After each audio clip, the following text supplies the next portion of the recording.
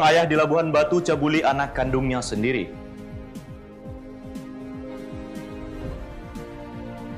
Pelaku curanmor di Asahan ditembak.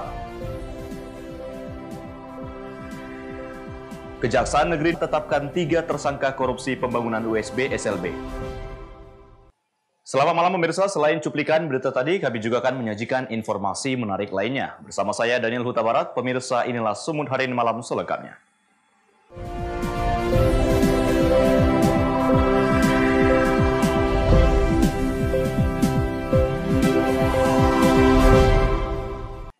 Kita ke informasi pertama pemirsa, seorang ayah di Labuhan Batu, Sumatera Utara tega mencabuli anak kandungnya yang masih berusia 11 tahun. Tak hanya anak kandungnya, tersangka juga mencabuli anak tetangga di waktu yang hampir bersamaan. Perbuatan bejat tersebut dilakukan tersangka usai melihat video asusila.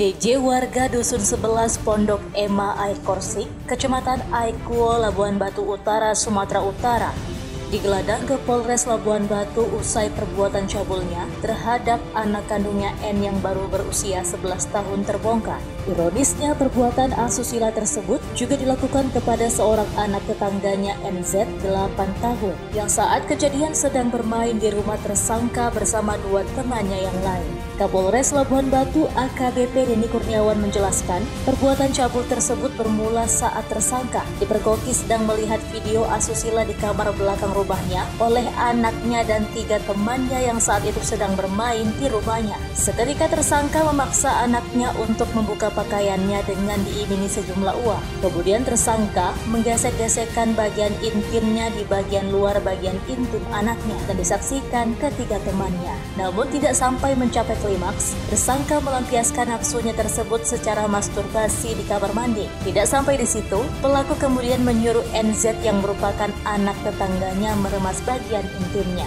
Atas kejadian tersebut, anak tetangga mengadu kepada orang tuanya dan ditindaklanjuti ke Polsek Aiknatas Polres Labuhan Batu untuk membuat laporan dan dilakukan penangkapan terhadap tersangka. Kasus ini berawal ketika tersangka atas nama DJ sedang membuka video di handphone miliknya di dalam kamar. Pada saat itu, ketika membuka video, anak tersangka atas inisial N umur 11 tahun melihat, dan kemudian ayahnya meminta dan memaksa N untuk membuka sebagian baju dan celananya dengan diiming-imingkan uang. Setelah keluar dari kamar mandi, pelapor, anak pelapor atas nama N ini NJ, atas nama NJ, kemudian datang dan dipanggil oleh tersangka. Tersangka kemudian membuka celananya dan dalam keadaan ereksi, anak pelapor ini atas nama NJ ini diminta untuk memegang kemaluan tersangka. Disaksikan oleh 2 orang rekannya yang juga masih di bawah umur. Dari pengakuan tersangka, perbuatan ini dilakukan karena jarang melampiaskan hasratnya kepada istri sejak dirinya pengangguran. Atas perbuatannya, tersangka dijerat pasal 82 ayat 1 Undang-Undang RI tentang Perlindungan Anak dengan ancaman 15 tahun penjara. Ucok Sitorus melaporkan untuk Eva Rina TV. Di samping itu pemirsa, Polres Labuhan Batu berhasil meringkus 2 tersangka anggota sindikat peredaran narkoba di Labuhan Batu. 1 diantaranya merupakan buronan yang telah masuk daftar pencarian orang sebanyak 3 kali.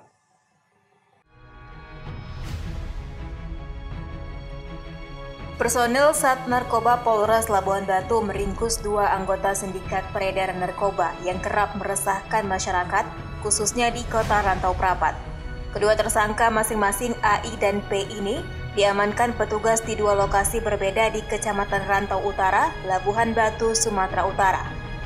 Selain meringkus kedua tersangka, petugas juga berhasil mengamankan barang bukti narkoba jenis sabu siap edar seberat hampir 20 gram. Kapolres Labuhan Batu AKBP Denny Kurniawan menyebutkan, pengungkapan peredaran narkoba ini berawal dari informasi warga terkait maraknya peredaran narkoba jenis sabu di tengah masyarakat. Melalui penyamaran, polisi berhasil meringkus seorang tersangka AI dan mengamankan sabu siap edar seberat 9,8 gram. Kemudian dari pengembangan kembali berhasil meringkus tersangka P yang merupakan DPO 3 kasus serupa serta mengamankan barang bukti sabu seberat 9,7 gram.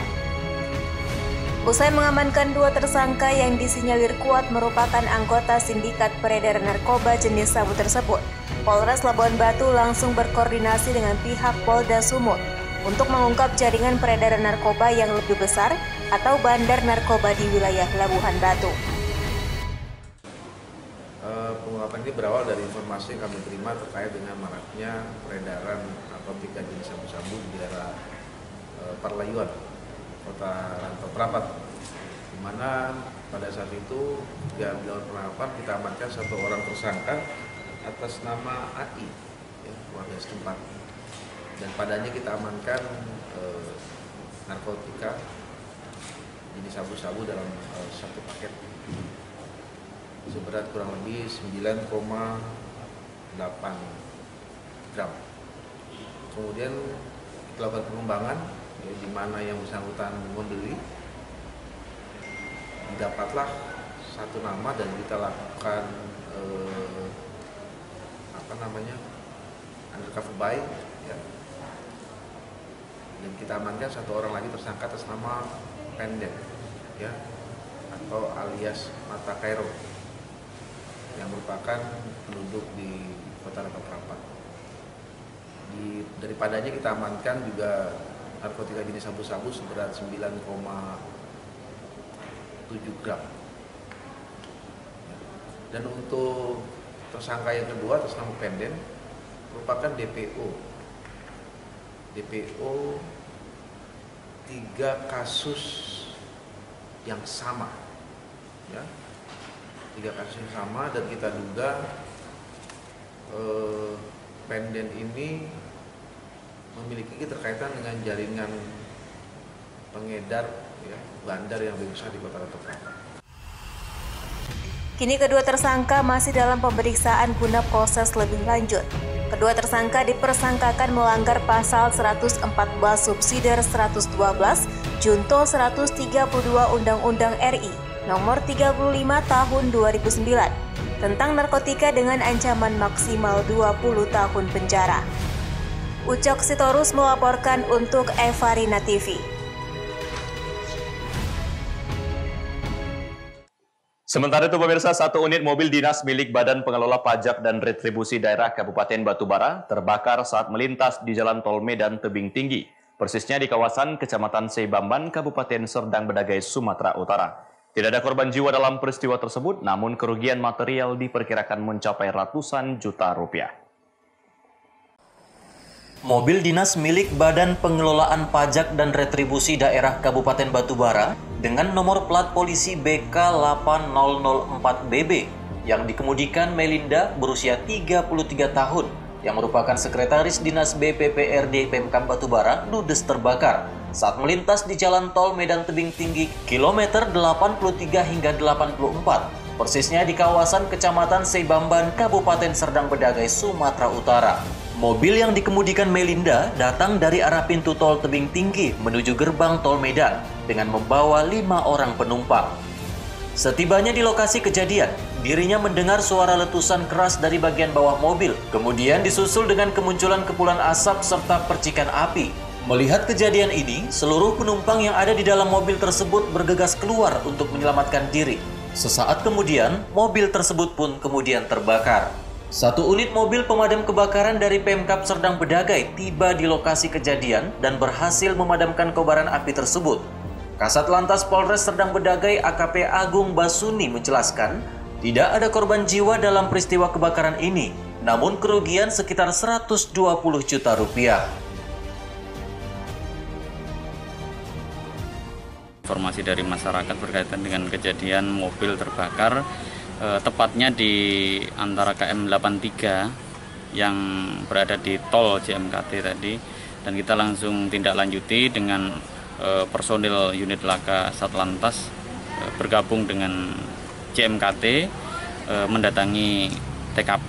Ya, kita laporkan bahwa kronologis kejadian memang dari keterangan dari pengemudi atau sopir ini, pada saat mengemudi tiba-tiba ada letupan kecil di bagian depan, kemudian memperlambat kecepatan dan dilihat ternyata ada timbul asap dan diduga ada timbul percikan api juga, namun masih kita dalami juga keterangan dari pengemudi, dan seluruh penumpang akhirnya keluar menjauh dan terjadilah kebakaran.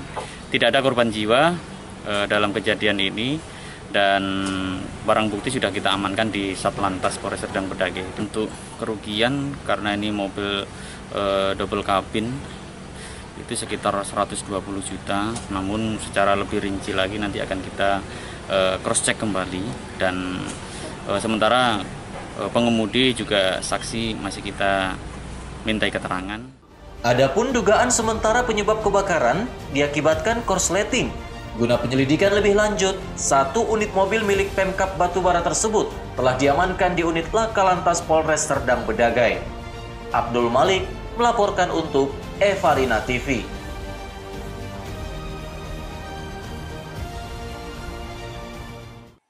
Sumber hari ini masih akan kembali sesaat lagi, tetaplah bersama kami.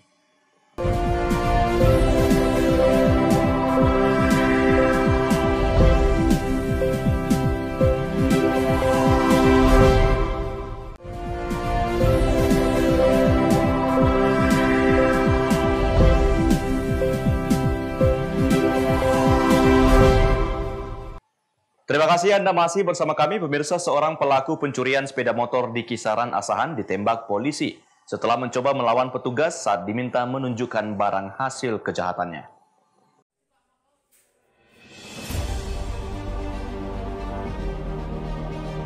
DS, warga Jalan Setanjung, Kisaran Asahan ini hanya bisa terbaring menahan sakit saat petugas medis rumah sakit umum melakukan pengobatan luka tembak di kakinya. Dalam menjalankan aksinya, pelaku mencuri sepeda motor di dalam rumah dengan masuk merusak pintu rumah korban. Selain itu, pelaku juga menggasak barang berharga lainnya. Pelaku terpaksa dilumpuhkan dengan timah panas oleh Satreskrim Polres Asahan setelah mencoba melawan saat diminta petugas menunjukkan barang hasil kejahatannya. Tidak hanya mengamankan pelaku, polisi juga turut mengamankan barang bukti 1 unit sepeda motor, 1 tabung gas, dan 1 gunting yang digunakan pelaku dalam setiap melakukan aksi pencurian. Kepada petugas, pelaku yang merupakan residivis 3 kali masuk penjara ini mengatakan telah melakukan pencurian sebanyak 4 kali dengan seorang rekannya yang masih dalam pengejaran polisi. Untuk rekan-rekan ketahui, jadi dia setiap melakukan kegiatan tetap membawa alat ini. Jadi gunting yang diasah yang seolah-olah kayak pisau lah. Nah, jadi ini digunakan setiap kegiatan, melakukan kegiatan pencuriannya. Dan itu diselipkan di pinggangnya. Jadi tadi sendiri, Bang? Kalau dari pengakuan dia 2 orang. Namun satu lagi dalam tahap pengembangan untuk pencarian. Udah berapa kali melakukan ini? Kalau keterangan dari tersangka, dia ini yang ketiga kali. Untuk curanmor dia lakukan 2 kali dan 1 kali pencurian handphone. Semuanya 363. Apa setiap melakukan dia melakukan kekerasan? Ya ada kalanya rusak ya. Dia 363 ini. Jadi dia rusak pintu, masuk ke rumah, niat dia pertama kali mau lihat ada tabung, kemudian karena di kede itu ada lihat dia sepeda motor, langsung dibawa dia. Guna mempertanggungjawabkan perbuatannya, pelaku terancam kurungan penjara selama 7 tahun. Taufik melaporkan untuk Evarina TV. Sementara itu pemirsa, calon wali kota Pematang Siantar terpilih Asner Silalahi meninggal dunia pada Rabu petang pukul 17.30 waktu Indonesia Barat. Almarhum meninggal dunia setelah menjalani perawatan intensif di Rumah Sakit Columbia Asia di Medan sejak 23 Desember lalu. Wali Kota Pematang Siantar terpilih Asner Silalahi meninggal dunia pada Rabu petang pukul 17.30 waktu Indonesia Barat di Rumah Sakit Columbia Asia Medan. Almarhum dirawat di rumah sakit tersebut sejak 23 Desember lalu. Hanya saja hingga Rabu malam, pihak rumah sakit belum memberi keterangan pasti terkait penyakit yang diderita Asner sehingga dirawat di rumah sakit selama 3 pekan. Sebelumnya beredar kabar bahwa Asner dirawat karena terserang COVID-19. Meski demikian, hasil pemeriksaan laboratorium rumah sakit yang beredar seiring kabar kematiannya menyatakan ayah 3 anak itu negatif COVID-19. Pihak rumah sakit juga memastikan bahwa pemulasaran jenazah almarhum dilakukan dengan prosedur non-COVID-19. Sementara PDI Perjuangan sebagai partai pengusung Asner di Pilkada Pematang Siantar juga turut merasakan duka mendalam. Asner sendiri dikenal sebagai salah satu kader terbaik dari partai berlambang banteng tersebut. Kita sudah mendengar tadi lebih kurang jam 6 sore ya, jam 18, telepon dari DPC Siantar bahwa salah seorang kader terbaik PDI Perjuangan yaitu Insinyur Asner Silalahi telah meninggal dunia. Kemudian kita langsung konfirmasi lagi ke jajaran partai sekaligus memberikan pemberitahuan soal kejadian itu. Tidak berselang berapa lama kita mengkonfirmasi lagi ke DPC Kota Siantar bahwa beliau meninggalnya di rumah sakit, salah satu rumah sakit di Medan. Sampai di situ dulu. Sebagaimana diketahui, Asner Silalahi adalah calon tunggal wali kota Pematang Siantar pada Pilkada 2020. Dia berpasangan dengan Susanti Dewayani sebagai calon wakil wali kota Pematang Siantar. Pasangan ini memenangkan Pilkada Pematang Siantar pada 9 Desember lalu melawan Kota Kosong. Daniel Pekwali melaporkan untuk Evarina TV.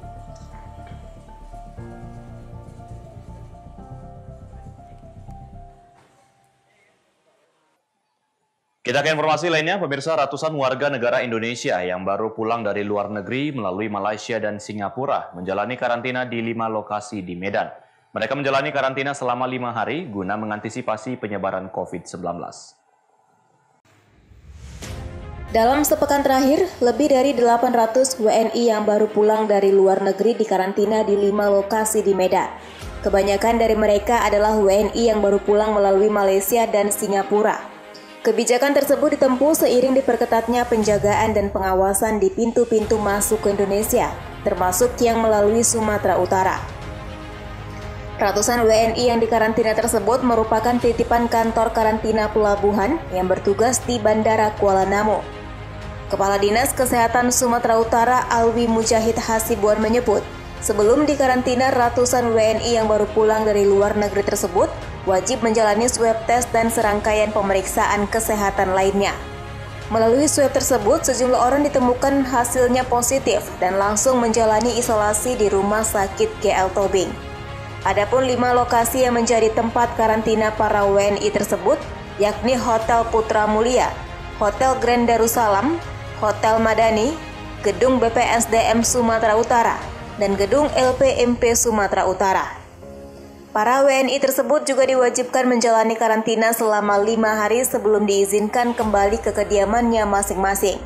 Pola seperti ini berlangsung setiap kali WNI yang pulang dari luar negeri tiba di Bandara Kuala Namu. Kita berjalan dari seminggu ini ya, jadi kita begitu mereka masuk, kita periksa kesehatannya, kemudian kita swab semuanya, dan diisolasi selama 5 hari sesuai dengan aturan surat edaran nomor berapa itu ya. Kondisinya seperti apa, Pak? Nggak apa-apa, Pak. SE nomor 6 tahun 2021 ya. Ada berapa orang yang diisolasi dan ini kan berjalan terus. Hari ini kalau nggak salah akan datang 115 orang. Nanti dalam 5 hari dia keluar. Yang kemarin itu apa? Yang kemarin itu nanti yang udah masuk lihat berapa hari. Jadi ini dari seminggu lebih ini. Sejauh ini hasilnya masih negatif semua dari mereka yang datang dari ada yang positif. Ada yang positif, kalau positif itu kita isolasi di rumah sakit Jantogi. Itu sudah berjalan. Dari sepekan ini Pak Aryo ada berapa ratus sudah yang datang dari luar negeri dan harus kita isolasi Pak? Jadi kalau ratusnya kita yang langsung menerima di lapangan ini kan KKP, kemudian dikirim ke kita untuk diawasi selama 5 hari. Ada sampai 800 Pak? Saya rasa ada itu, sudah ada 800 karena udah seminggu lebih kan. Selain WNI, ada juga sejumlah warga negara asing yang ikut dikarantina sementara di lokasi-lokasi tersebut. Hal ini dilakukan sebagai upaya pencegahan penyebaran COVID-19, termasuk mengantisipasi penyebaran varian baru COVID-19 yang sudah ditemukan di sejumlah negara. Daniel Pekwali melaporkan untuk Evarina TV.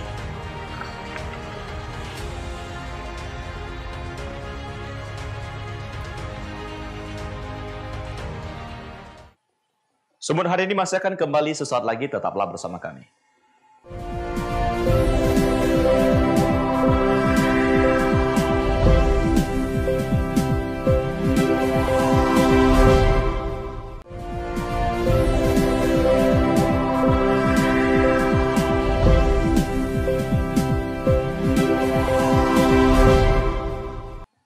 Terima kasih masih bersama kami, pemirsa. Kejaksaan Negeri Gunung Sitoli menetapkan 3 orang tersangka dugaan korupsi senilai 2 miliar 81 juta rupiah pada pembangunan unit sekolah baru sekolah luar biasa di Desa Onoaembo, Kecamatan Lahomi, Nias Barat, Sumatera Utara.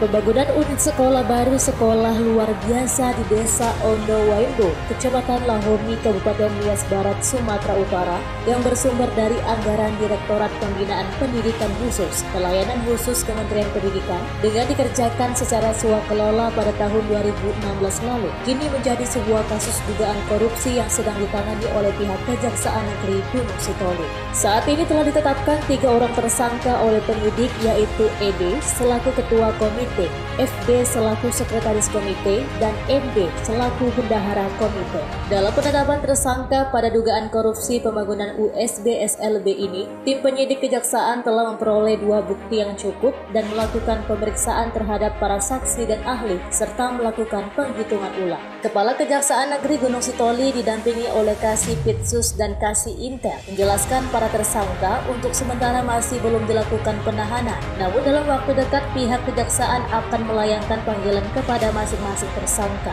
Sebelum kasus dugaan korupsi yang merugikan negara senilai 2 miliar 81 juta rupiah tersebut, ketiga tersangka ini pernah mengajukan pra-peradilan di Pengadilan Negeri Gunung Sitoli. Pengajuan tersebut dikabulkan oleh hakim pada tahun 2020 lalu. Akan tetapi, saat ini mereka kembali ditetapkan sebagai tersangka.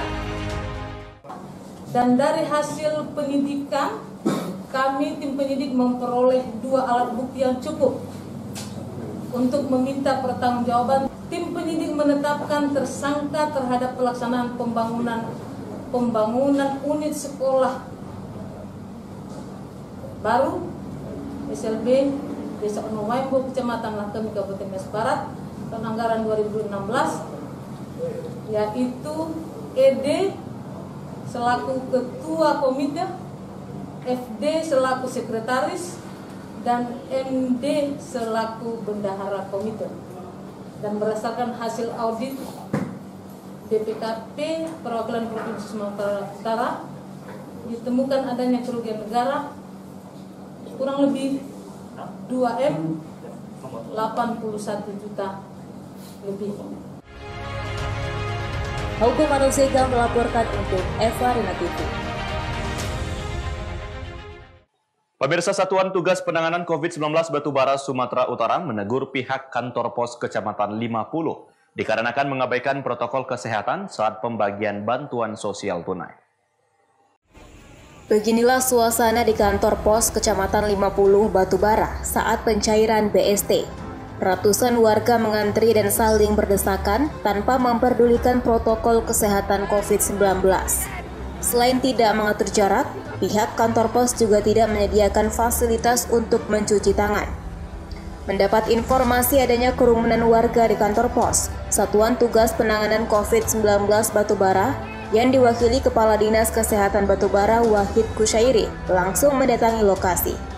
Wahid menegur pihak kantor pos karena dianggap lalai dalam menerapkan protokol kesehatan yang dapat memicu penularan COVID-19.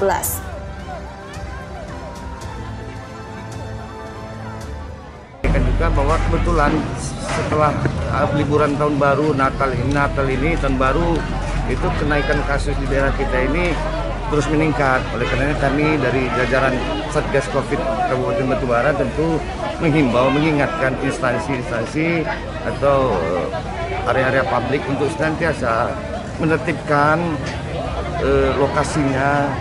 Pertama, pengunjungnya itu harus senantiasa memakai masker, menjaga jarak minimal 1 meter, menyediakan fasilitas cuci tangannya harus ada begitu.